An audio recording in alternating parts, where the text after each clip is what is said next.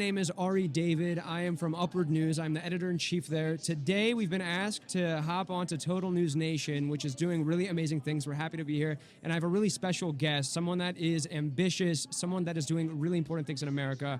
His name is Wyatt. Wyatt, can you please introduce yourself and tell us a little bit about what you're doing? Yeah, my name is Wyatt Gable. I'm the representative-elect for District 14 in the North Carolina State House.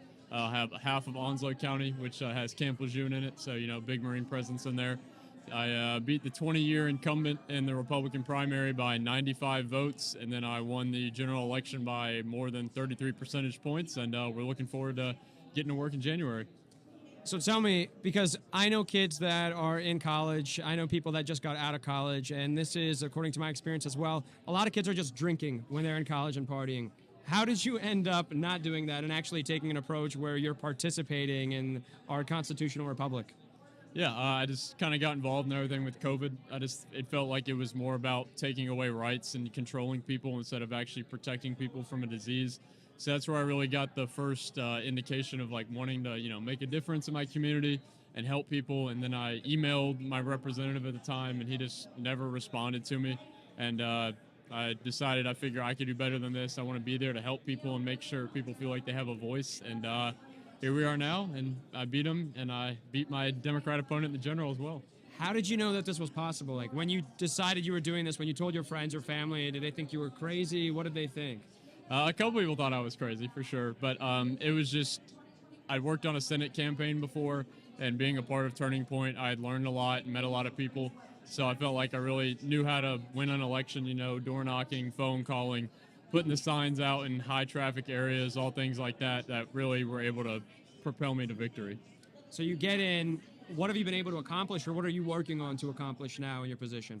Yeah, so to start, we're starting the bill writing process right now. We'll get sworn in here in a couple weeks. So making a home economics class for high school students, because we've kind of gotten away from what school is about and making it to prepare students for the real world. So something like that's big for me. Another one is trying to potentially shorten the early voting period in North Carolina, because we have really, really long early voting, and it's just impossible for people to man that. And also our state board of elections always requests more money, and if you just cut it, kind of a good way to save money. But then making sure our veterans are heard, because the health care that they get is so subpar, and it takes a year for them to get their appointments, which is unacceptable for someone that served our country. So those are kind of the biggest things I want to work on. Most kids and people our age, they're not thinking about this type of stuff. They're concerned about different things as well, and maybe hot cultural issues that people are talking about on the news all the time. What do you think are the most important things right now to focus on? I think getting the economy back on track, obviously from the federal level, that's going to be a big thing, but what we can do at the state level under the Republican leadership we've had in the General Assembly in North Carolina, we've been able to cut taxes exponentially. And then when Democrats were in control of the legislature, we owed about $400 million to the federal government. Since Republicans have taken over, we've paid that debt off and accrued an $8 billion surplus. So continuing that's going to be a very key thing for us. Wow.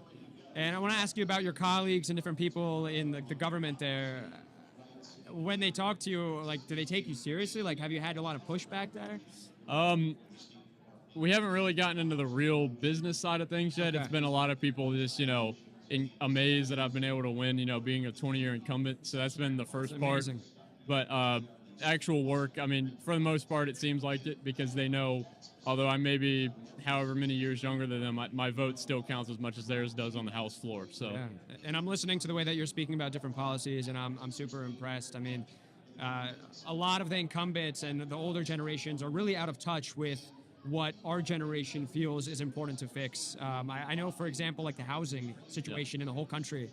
The older generations, they always tell us that, when are we buying a house? You got to start looking at that. Prices are crazy. The economy has not been conducive the same way it was to the generations that came before us, just to finding our own footing in this economy. And they turn out to be really out of touch in those things.